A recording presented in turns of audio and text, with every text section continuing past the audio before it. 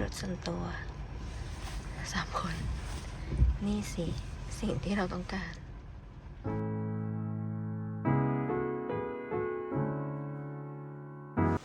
อันนี้เขาจอดให้แวะพักนะคะทุกคนคือ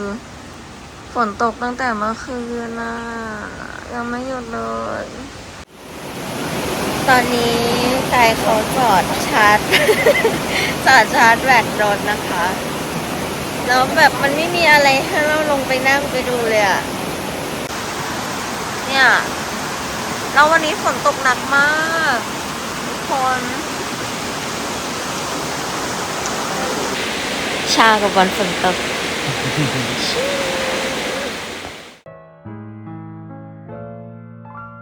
走り出した午後も重ね合う日々も酒がたぐすべて終わりが来るあの日のきらめきも淡いときめきもあれもこれもどこか置いてくるそれでよかったとこれでよかったと健やかに笑い合える日までใช่คือมันจะมาอีกระลอกว่าแอบกินเมฆดับอันนี้เหลืออะไรนะคะมะเขือเทศผัดไข่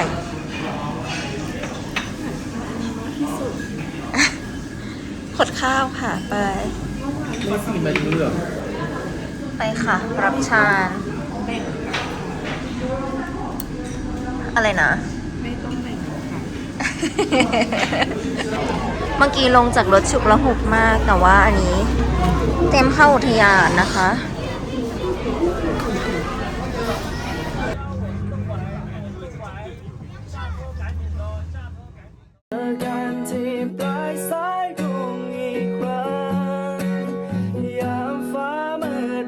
แสงส่องทางและยามฟ้าแสงสว่างส่องสดใสหมดทั้งใจมีไว้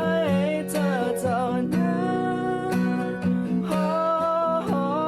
แม้ทั้งโลกเธอลายแหลกลงไปใจนี้ยังคงรอวันที่เราหวนกลับมาพบกันเรากลับมารักกันยิ้มได้เหมือนกันตอนนี้ฝนลงเล็กหนักประมาณนึงนะคะทุกคนเลยต้องใส่ชุดกันฝน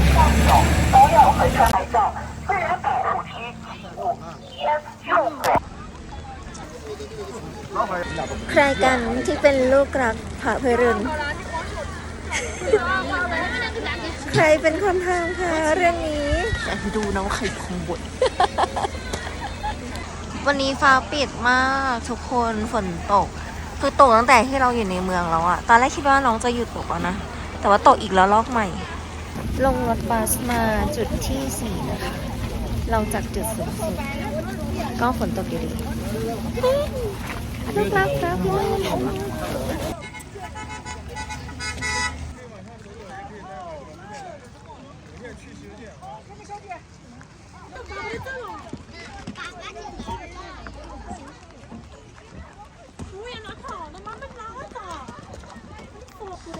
โอ้ยจิ๋วตรงนั้นน่ารักมาก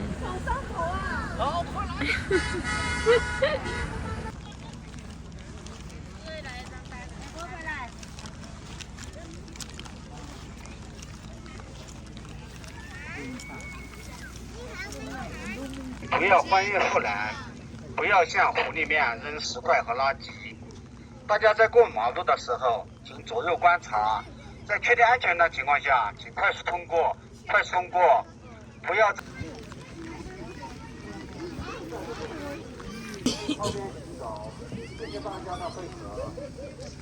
วันนี้ฝนลงเม็ดตลอดทั้งวันเลยค่ะทุกคน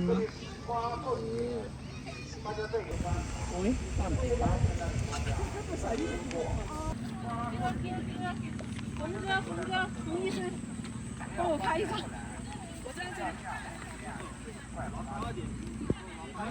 我就这样买，我就在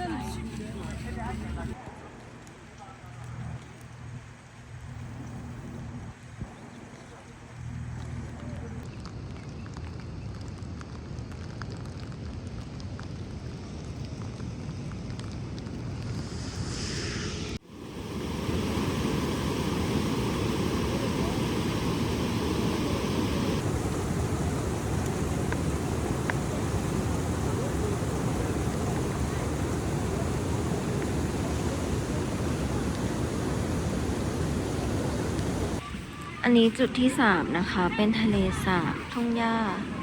แล้วก็มีต้นไม้ที่ตายแล้ว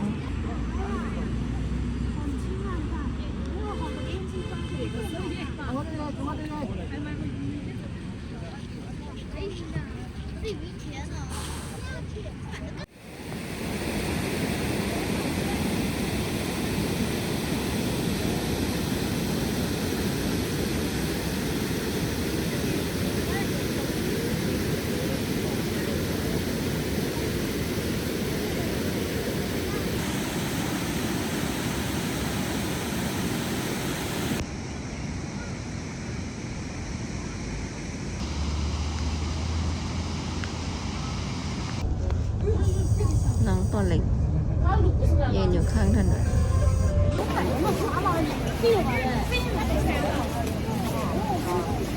ลงมาข้างล่างกันแล้วค่ะเฮ้ยยมมากวันนี้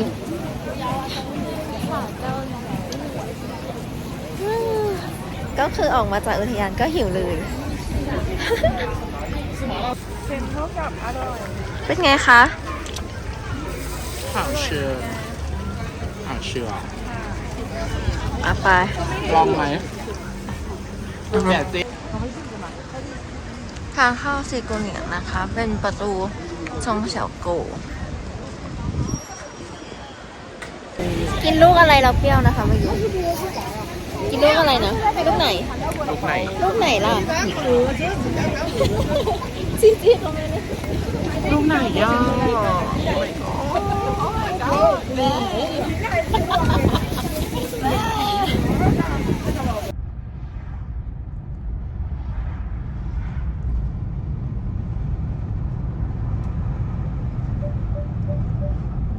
อยู่จุดพักรถนะคะ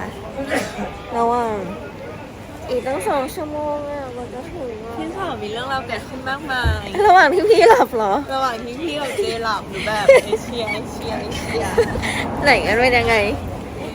มีเลน2 เลนสวนกันถูกไหม เขาขับ อยู่ดีๆตื่นมาอีโตโยต้า เออ ก็ไปอยู่อีกเลนหนึ่งแล้วเขาท่านโตโยต้าเป็นรถบรรทุก เออ สีแดง2 คัน เออ แล้วก็ยาวอีกเป็นขบวนเลย เออ แล้วชีก็ทำอะไรไม่ได้เพราะเราก็ไม่ให้ชีเข้า เออ ก็ค้างอยู่อย่างนั้นจนมีคุณลุงคนหนึงเดินลงจากรถใช่มาโบกให้ กลัว แล้วเห็นอย่างนั้นพอโฟลว์ก็คือยาวติดยาวต้องรอ เออ เป็นเหตุ ร้านปะฟิวเจ้าของร้านมาก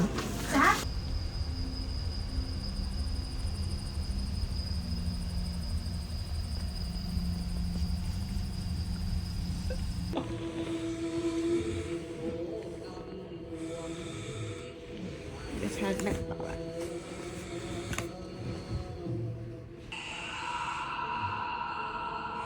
อะไรใหม่ๆมาก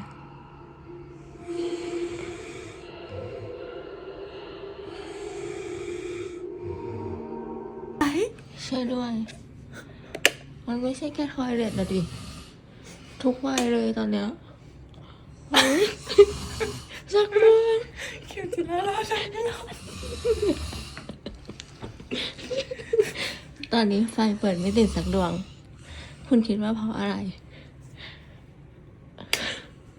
ไม่ติดเลย ไฟในห้องก็ไม่ติด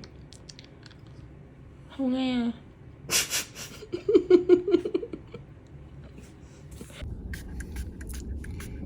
สวัสดีวันที่4นะคะกำลังจะนั่งรถไปกินข้าวเช้ากันนะคะ อาหารเช้าวันนี้นะคะไปค่ะ อันนี้แครสุกดัมปลิ้งนะคะ แล้วก็อันนี้เป็นเลสุกดัมปลิ้งเป็นแบบวันไซส์ด้วยนะ ใหญ่มาก เปิดต่อมรับรสชาวันนี้นะคะ ที่เฮที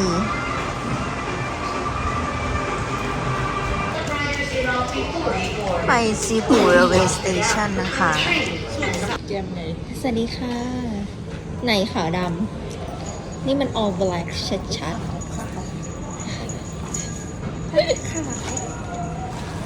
แต่งตัวแบบไม่สนใจชาวบ้านเลย ปิ้งสุดแกม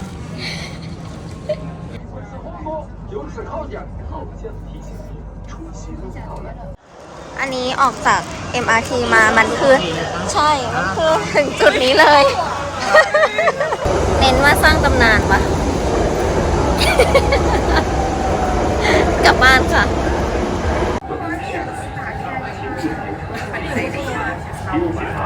ไม่ใช่ขวัญใจเด็กตัวจริงคือคนนี้ค่ะ เด็กมองทุกขบวนทุกที่ เ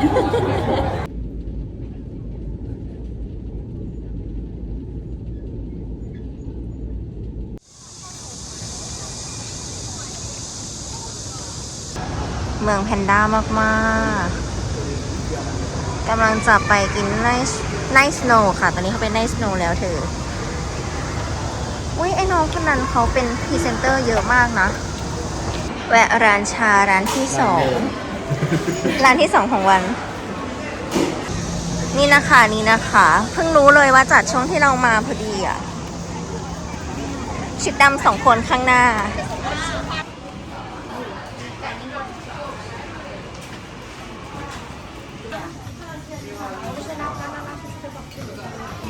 วิกเกิลวิกเกิลแบบไอหนิงลูกแม่ ช็อปวิกเกิลวิกเกิลเฉินตูเขา X กับมิกกี้เมาส์นะคะ ช็อปหลุยวิกนะคะ โอ้ยเลิศเนาะ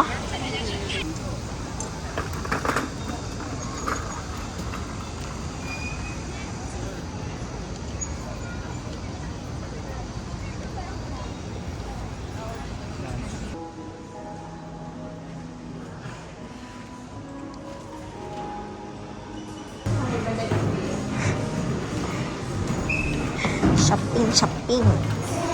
ซาริโอกิฟต์เกตไปดูกันค่ะว่ามีอะไรให้เราซื้อหรือเปล่า ชิปกับดีล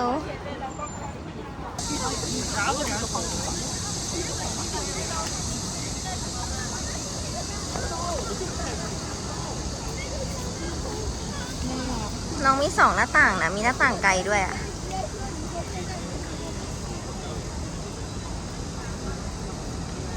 เขามีที่มานะทุกคน ข้างล่างมันเป็นแบบถ่ายยังไงให้เห็นนะ มันเป็นแบบพื้นหินน่ะ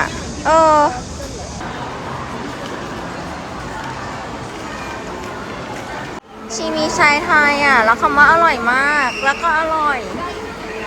เหลือเกินว่ะ ร้าน สวยนะ ร้านใหม่วันนี้เป็นยังไงคะ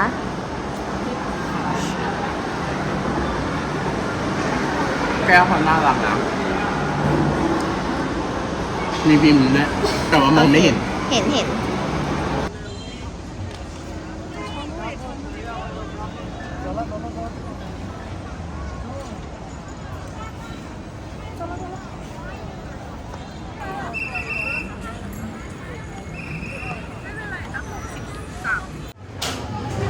โซจึ้งอยู่นะ สวยอ่ะ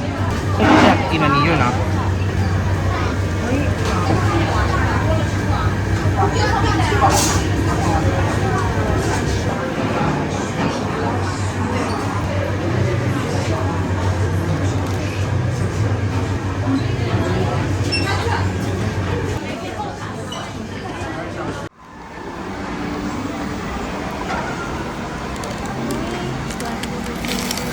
เลิศ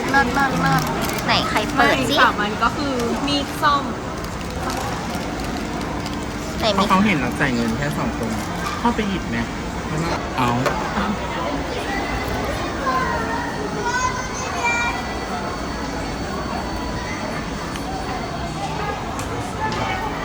ทำดี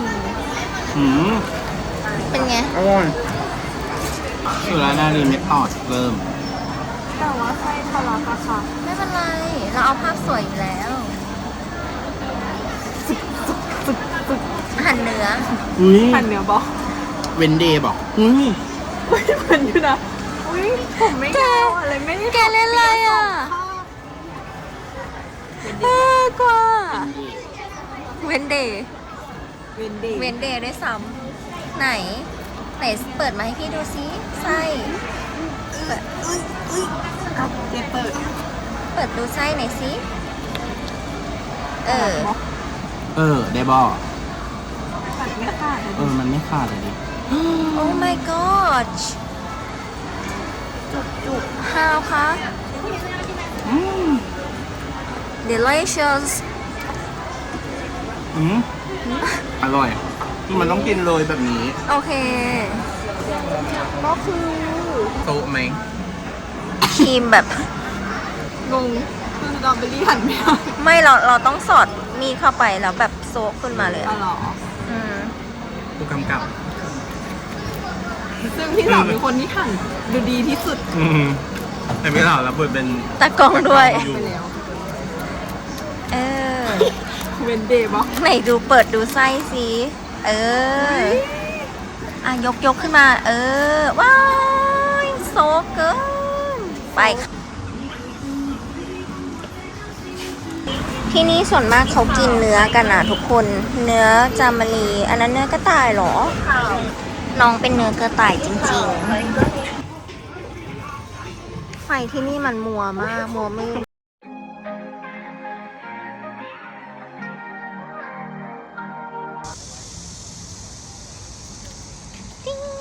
เรามารอตึก Financial Twin Tower เปิดไฟนะคะ เขาบอกว่าจะเปิดตอนทุ่มหนึ่งแต่ว่าวันนี้พระอาทิตย์จะตกตอนทุ่ม 49 ทุกคนว่าอันนี้ซาวจริงหรือว่า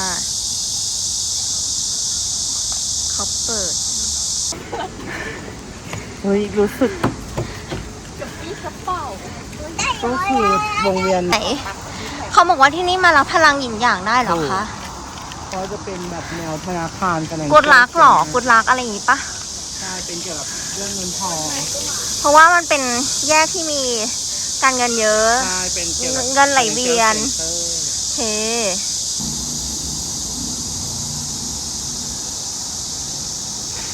ตรงเจอจือลึงตรงนี้เราจะเห็น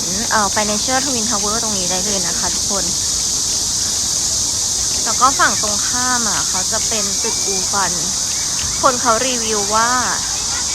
จะมีเปิดแบบหมีแพนด้า3 มิติตรงฝั่งหนูนด้วย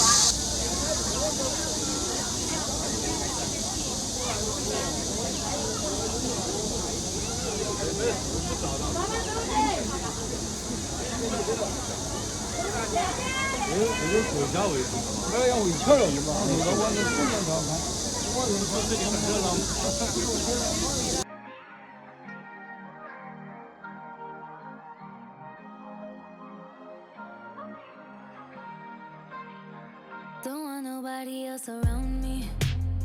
Just need you right here. You're like the only thing that I see. It's crystal clear, and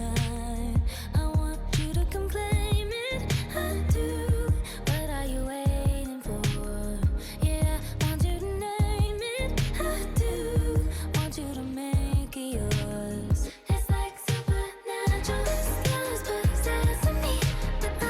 don't mind at all. It's like supernatural. It's taking over me. Don't wanna fight the fall. It's like supernatural. It's like supernatural. Need your hands all up on my body. จีจีให้ระดับความร้อนที่นี่ยังไงนะคะ ร้อนแบบอยากโกนหัวอยากโกนหัวมันคนกับดีดี ตลกเกิน อันนี้กำลังจะเดินจากจุดชมวิวตึกแฝดไปที่ SKP นะคะ เพื่อถ่ายกับไผ่หลักสี อันนี้คนที่แพ้เสียงในหัว มีขวดน้ำเปล่าแล้วแต่อยากซื้ออีก กรอบใหม่ อยากได้ขวด น่ารักค่ะ อันนี้ของจริงละ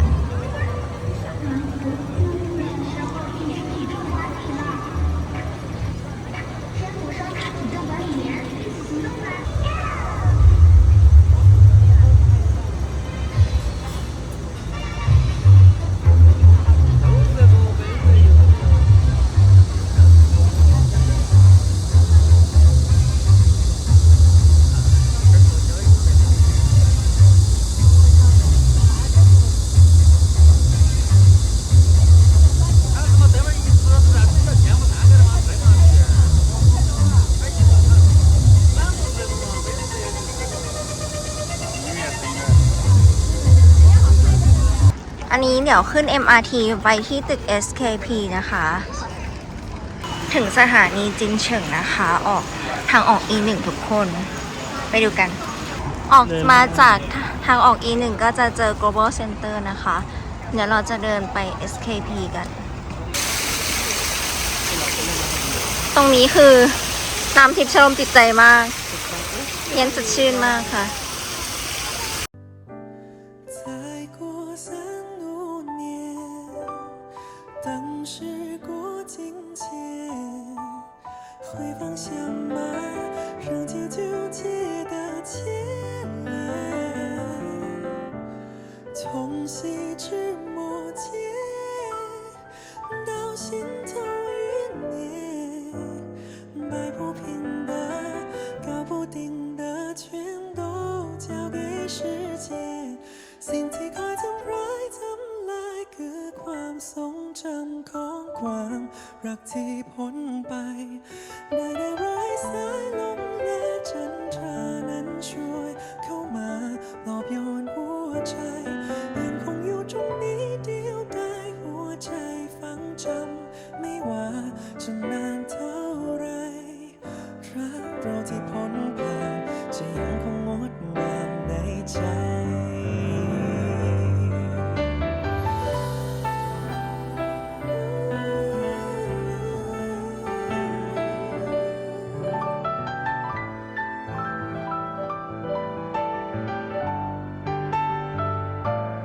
ยังคงอยู่ตรงนี้เดียวดายหัวใจฝังจำไม่ว่าจะนานเท่าไรรักเราที่พ้นผ่านจะยังคงงดงามในใจ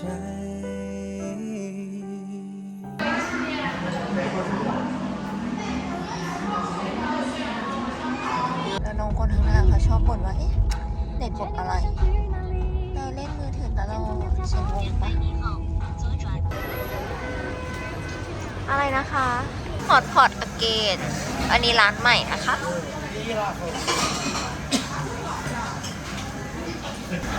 ไม่ใช่ข้างไหนหันเข้าอ่ะ ทั้งไหนก็ได้เท่ากันเลยพี่ว่า เท่าที่สังเกตสังกา เป็นไงมั่งคะจีจี้ ที่ร้านนี้เลิศมากค่ะ เลิศ ก็มี แอร์เย็น ถึงแล้วจ้ะ ไปค่ะ พักผ่อนพักผ่อนพักผ่อน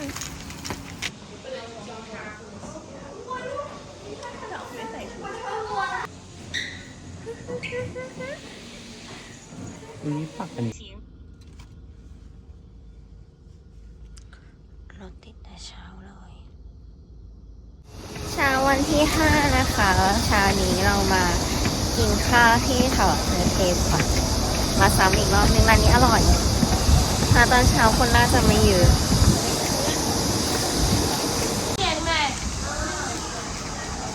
มาแล้วค่ะจานแรกปลาต้มผักกาดดองปุดในหม้อดินนะคะ อันนี้ฟิลแบบฟิลไก่ข้าวมันไก่อยู่นะ ป่ะมันดูจุย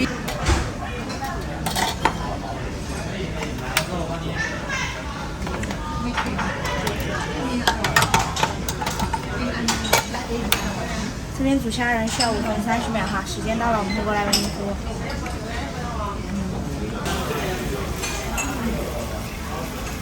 这个在沙。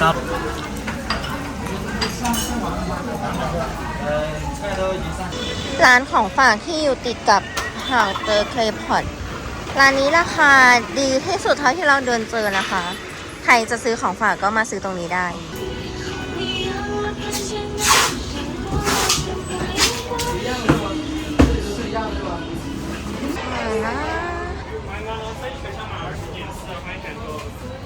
คนเยอะมาก วันนี้วันอังคารเนี่ยนี่นักท่องเที่ยวมากเลยอะค่ะโอ้โหนักท่องเที่ยวแบบตะโกนมาก อันนี้สแควร์ที่ซุนซีโรดนะคะ คือมันใหญ่มากทุกคนเขาไล่เรียงอะไรประวัติศาสตร์หรอ ไปแหล่งช็อปที่ 2 วันนี้ แกจะบ้าป้าใครมันจะโดนตกได้ทุกร้าน ใครมันจะไปซื้อของเล่นซื้อตุ๊กตาได้ตลอด多去生活，回到童年时代。 อีก 喜 แล้ว 欢你的烦恼，我们一起新购物逛吧。你好，欢迎莅临小游品区。 มินิโซแลนด์แบบแลนด์อ่ะเธอ ใหญ่มาก มีทุกอย่างของมินิโซปะ